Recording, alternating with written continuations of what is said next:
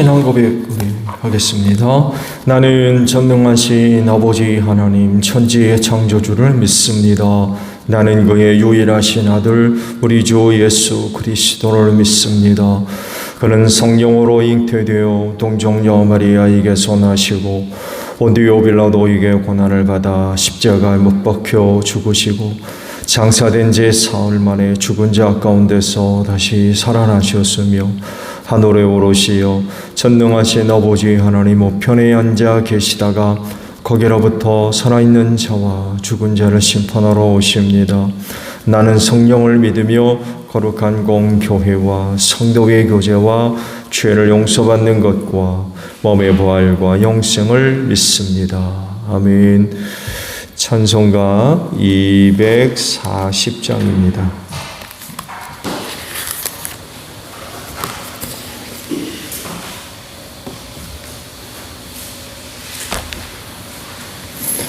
찬송가 240장 부르시고 말씀을 봅니다.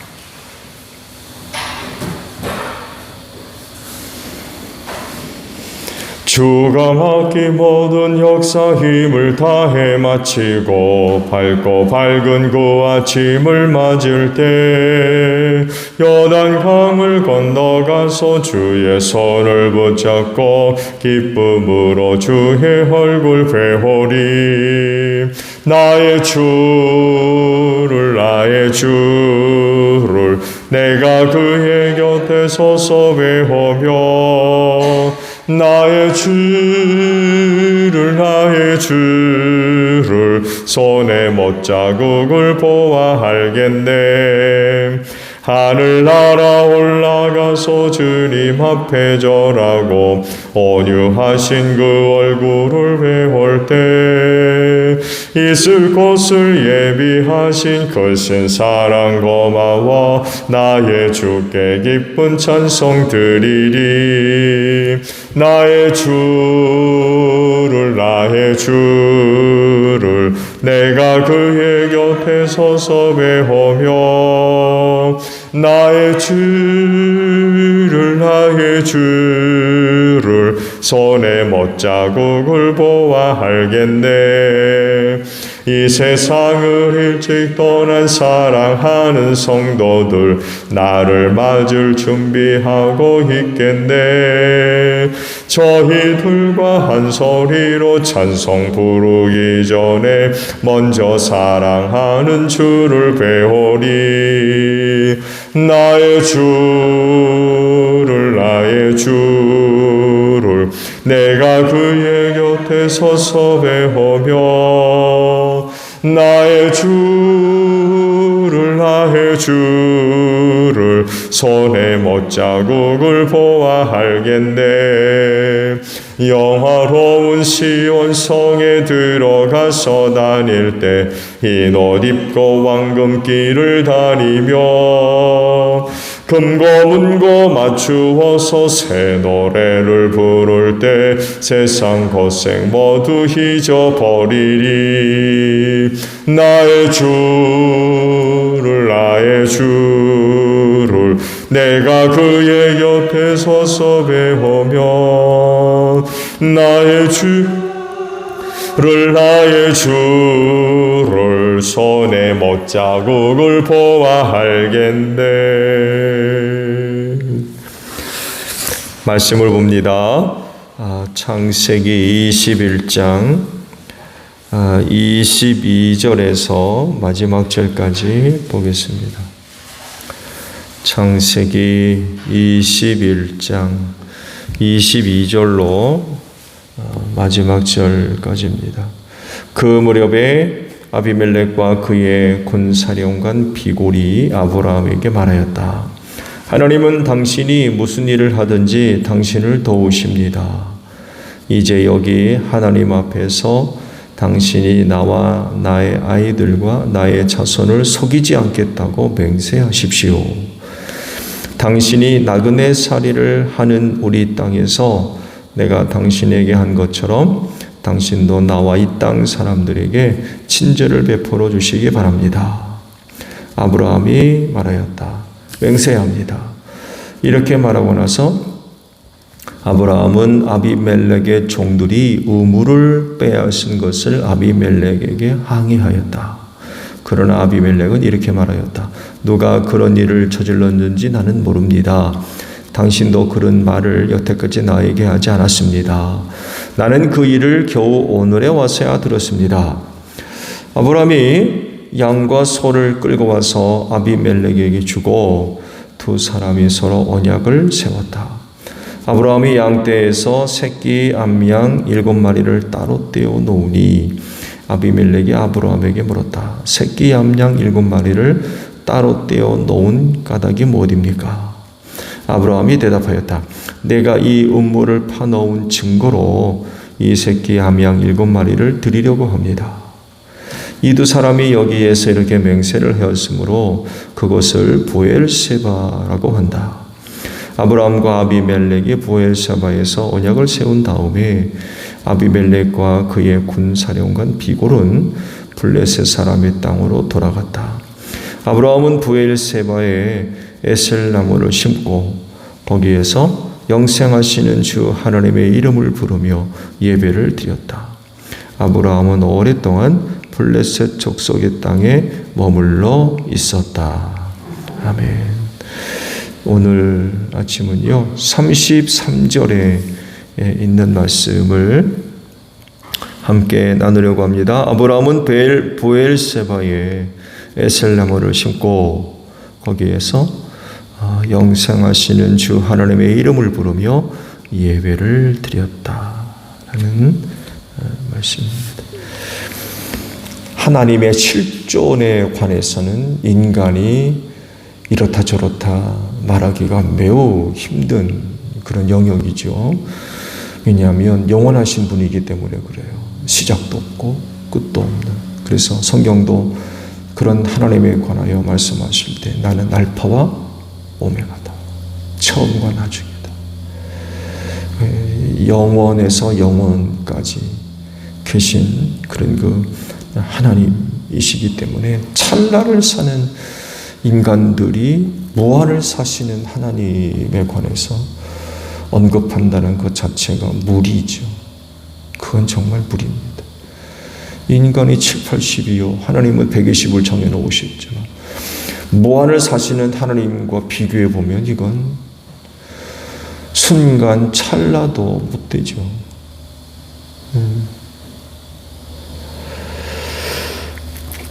그래서 영원을 계시는 하나님을 파악한다는 건 이건 정말 불가능한 일이죠. 그래서 계시가 필요한 거예요. 그런데 감사한 것은 그 찰나에 불과한 존재들이 은혜를 입어서 그 하나님의 영원에 참여하게 됐다고 하는 것입니다. 참 큰 은혜예요. 이런 사실에 그리스도인들은 믿음을 갖고 있어요. 그러니까 죽음으로 끝나버리는 것이 아니라 영원히 사는 것에 대한 믿음을 갖고 있어요. 예수님이 부활하심으로써 그걸 우리에게 증명해 주셨죠. 사람이 죽음으로 끝나는 게 아니라는 것을 부활을 통해서 보여주셨어요. 그래서 그리스도인들이 그 예수를 믿는 것이고요. 그 믿음 안엔 영원한 생명에 대한 내용이 포함되어져 있어요. 말씀드린 대로 120 살고 혹은 7, 80 살고 죽고 마는 게 아니라 하나님의 영혼에 그리스도를 통하여서 참여한다는 믿음이 포함이 되어져 있는 거죠. 희망을 갖고 사는 거. 여러분도 예수 믿으면서 사람이 죽으면 그만이지, 이렇게 생각하고 계신 분 있습니까? 믿음 안에는 그런 내용이 없어요. 예수 안에서의 믿음은 영생입니다. 하나님의 영혼에 참여하는 은혜가 그 믿음의 내용 안에 포함이 되어져 있어요. 참 큰 은혜죠. 이런 바램을 누가 또 갖고 있었어요? 아브라함이 갖고 있었습니다. 그래서 보엘세바에서 영생하시는 하나님의 이름을 부르며 예배를 드린 거예요.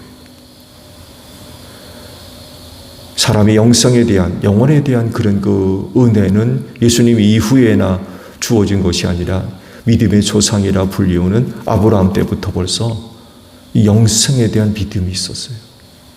그래서 하나님을 예배할 때에 어떤 하나님을 불러요? 영생하시는 하나님의 이름을 불렀다고 그랬어요. 그래서 이 영생에 대한 믿음 혹은 은혜를 받은 사람들과 하나님을 예배하는 것과는 또 밀접하게 연관이 되어져 있어요.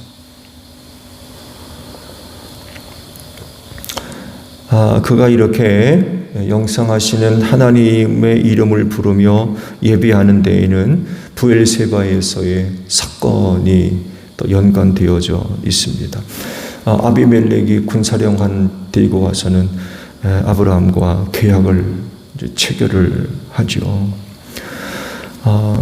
이렇게 그 땅 주인이 스스로 먼저 찾아와 계약을 체결한다는 건 그 당시로서는 굉장히 놀라운 일입니다. 아시듯이 아브라함은 여전히 그 땅의 객 손님이었어요. 아무런 힘도 발휘할 수 없고요. 권리를 주장할 만한 것도 아무것도 없었어요. 쫓아내면 쫓겨가야 돼요. 뺐으면 뺏겨야 되고, 우물에 대한 말씀하셨죠? 아비멜렉의 종들이 우물을 뺏었대요. 그럼 뺏겨야 돼요. 왜? 주인이 아니거든요. 무기력한 사람들이었습니다. 아시듯이 하는 땅에서 이주해 온 사람들 아닙니까? 그곳은 그곳 땅은 그들의 조상 땅이 아닙니다. 그러니까 전혀 힘이 없었던 그런 사람이었어요. 근데 그 땅의 왕인 아비멜렉이 찾아왔다라고 하는 건 그 당시로서는 굉장히 충격적인 일입니다. 오히려 반대로 아브라함이 찾아가서 계약을 체결하면 몰라도 그 땅의 원주민의 그것도 왕이 손님한테 찾아와가지고 계약을 체결한다는 건 있을 수 없는 일이 그 당시 벌어졌던 거죠. 근데 그럴 수밖에 없었던 이유가 있죠. 그가 와서 고백하잖아요. 하나님이 당신과 함께하고 있다. 하나님이 당신과 함께하고 있다. 이걸 아비멜렉이 아는 거예요.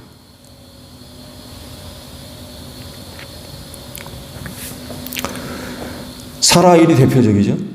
그렇죠. 아브라함이 사라를 누이라고 소개했다가 아비멜렉이 데려간 일이 있었잖아요. 그때 그 집안에 엄청난 하나님의 재앙이 임했죠. 그리고 또 그가 꿈속에서 하나님을 뵙습니다. 이런 놀라운 그런 그 체험을 하다 보니까 아브라함이 이게 보통 사람이 아니라는 것을 알게 된 거예요. 그냥 그 땅에 손님으로 와서 그냥 사는 그런 존재가 아니라는 것을 아비멜렉이 알아차린 거예요. 그러다 보니까 그냥 있을 수가 없었던 거죠. 왕이면서도 찾아가지 않으면 안 되는 걸 아는 거예요.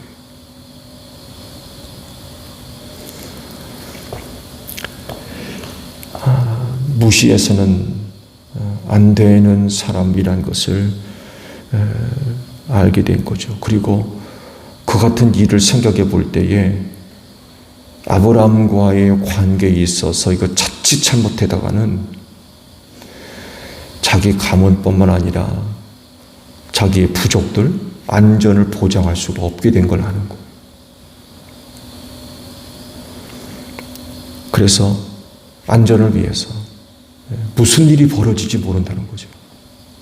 아브라함과 그야말로 좋은 관계를 맺지 않으면 무슨 일을 당할지 모르는 두려움이 생긴 거죠. 그래서 와가지고 조약을 체결한 거죠. 계약 조건의 내용이 뭐가 들어가십니까? 속이지 말자는 거예요. 한번 혼났거든요. 아브라함이 누이라고 속였잖아요. 그것도 사실이긴 하지만 여간의 아내인데 누이라고 자기 입장에서 보면은 아브라함이 속인 거 아닙니까?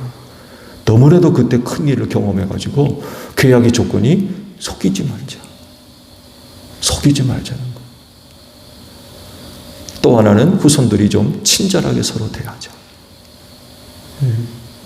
이런 내용으로 이제 조약을 체결했던 거죠. 사라의 사건이 결정적인 계기가 됐던 것 같아요. 이때 아브라함이 그간 품에 안고 있었던 문제 하나를 제기하죠. 너희 종들이 내가 판 우물을 뺏어갔다.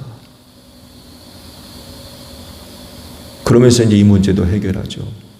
이건 내가 봤다는 증거로서 암양 7마리를 주면서 또 이 부분에 대한 문제도 이제 해결을 이제 하게 되죠.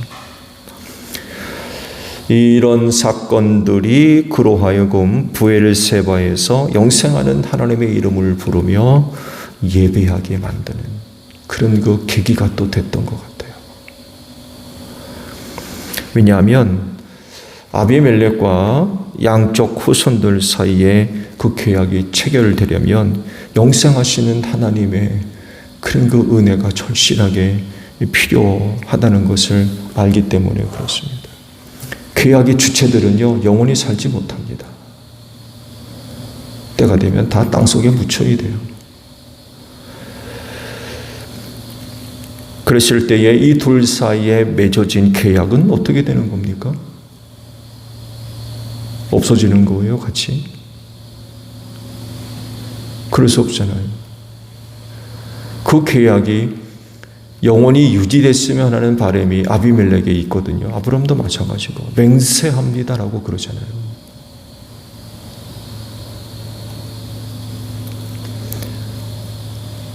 계약의 당사자들이 죽으면 없어질 가능성이 크지만 그러나 영원하신 하나님께서 함께 하시면 도와주시면 지켜지는. 그래서 그곳에서 영생하시는 하나님의 이름을 부르며 예배를 드리지 않을 수가 없었던 거죠. 그런 계약을 아무리 체결해도 영원하신 하나님이 지켜주지 않으시면 안 되는 거죠. 이런 그 믿음이 아브라함에게 있었던 것입니다. 그러면서 특별한 행동을 하나 하죠. 뭐랍니까? 에셀나무를 심었다고 그래요. 에셀나무. 이것도 그런 그 영적인 배경과 무관하지 않습니다. 뿌리가 30m 이상씩 들어간다고 그러죠. 그렇게 큰 나무는 아니지만 여간에 30m씩 뿌리를 내려서 수분을 빨아들이고 사막에 특화되어 있는 그런 그 나무이고 쉽게 죽지 않는 끈질긴 생명력을 갖고 있는 나무라고 그래요. 이런 에셀나무의 그런 그 의미들을 찾아본다고 그러면 왜 그가 브엘세바에 에셀나무를 심고 영생하시는 하나님의 이름을 부르며 예배하게 됐는지 알 수 있게 됐죠. 그 브엘세바에 대한 아브라함의 나름대로의 그런 그 영적인 의미들, 믿음을 갖고 있는 어떤 희망들, 이런 것들이 거기에 이제 배어 있는 거예요. 스며들어가 있는 거죠. 영생은 오직 한 분만의 것입니다. 하나님만이 영생하십니다. 인간은 7, 80 고작 살고 죽습니다. 하나님은 120으로 정해지기까지 하셨죠. 한계는 분명합니다. 이렇게 될 수밖에 없는 이유는 죄 때문이죠. 죄가 들어옴으로써 사망에 이르게 되었기 때문에 그렇습니다. 그렇지만 영생하는 길이 열렸는데 바로 예수님이십니다. 예수님이 영생할 수 있는 길을 마련해 놓으셨어요. 그래서 그 예수를 믿으면 그 영생하는 은혜를 얻게 하신 거죠. 죄와 사망에서 구원받아 하나님만이 누리시는 그 영원에 참여하게 됐다는 것입니다. 그렇기 때문에 아브라함과 같이 이 영생에 관심을 갖고 있다고 하면 누구를 막론하고 예수를 믿어야 됩니다. 그리고 그들은 하나님을 예배합니다. 이것만이 길이고 이것만이 방법이에요. 앞서 말씀을 드린 대로 영생은 오직 하나님만의 것이에요. 만물은 절대로 영원하지 않습니다. 다 있다가 사라져버립니다. 낡아져버리고 없어집니다. 그러나 하나님만이 영생하십니다. 여기에 참여하려면 누구를 막론하고 반드시 예수를 믿어야 돼요. 그래야 그분을 통하여서 하나님의 그 영혼에 참여할 수가 있다는 거죠. 앞서 말씀을 드린 대로 아브라함도 바로 이 영생에 관심을 가졌었고요. 그러니까 부엘세바에서 영생하시는 하나님의 이름을 부르며 예배한 것이 아니겠어요. 이 부분에 대해서 그가 관심도 없고 믿음도 없는 사람이라고 하면 영생하는 하나님의 이름을 부르며 예배하겠어요. 그리스도인이 바로 이런 종류의 사람인 줄로 믿습니다. 죽으면 그만이라고 생각하는 사람들, 하나님을 예배하지 않습니다. 예배할 줄도 모르고요. 그렇지만 영생에 깊은 관심을 갖고 또 영생의 은혜와 약속을 받은 사람이라고 하면 하나님을 예배합니다. 영생하시는 하나님의 이름을 부르며 그분을 예배할 줄 압니다. 여러분, 예수 믿으셔서 이런 은혜를 약속받은 분들이죠. 그래서 그런 그 은혜를 바라보며 희망을 갖고 사는 분들입니다. 그렇다고 하면 영생하는 하나님의 이름을 부르며 예배하는 여러분들이 되시기를 바랍니다. 교회에서뿐만 아니라 삶의 자리에서. 부엘세바는 곧 아브라함이 한동안 머물렀던 그런 곳이라고 그러잖아요. 그곳에 머물러 있는 동안 영생하시는 하나님의 이름을 부르며 예배했다고 그래요. 삶의 예배이기도 하죠. 그럴진데 영생의 은혜를 약속받은 분들로서 오늘 여러분이 머물러 있는 그런 그 삶의 자리에서 영생하시는 하나님의 이름을 부르며 예배하는 여러분들이 되시기를 바랍니다. 주기도문 합니다. 하늘에 계신 우리 아버지, 아버지의 이름을 거룩하게 하시며 아버지의 나라가 오게 하시며 아버지의 뜻이 하늘에서와 같이 땅에서도 이루어지게 하소서. 오늘 우리에게 일용할 양식을 주시고 우리가 우리에게 잘못한 사람을 용서하여 준 것 같이 우리 죄를 용서하여 주시고 우리를 시험에 빠지지 않게 하시고 악에서 구하소서. 나라와 권능과 영광이 영원히 아버지의 것입니다. 아멘. 기도하겠습니다.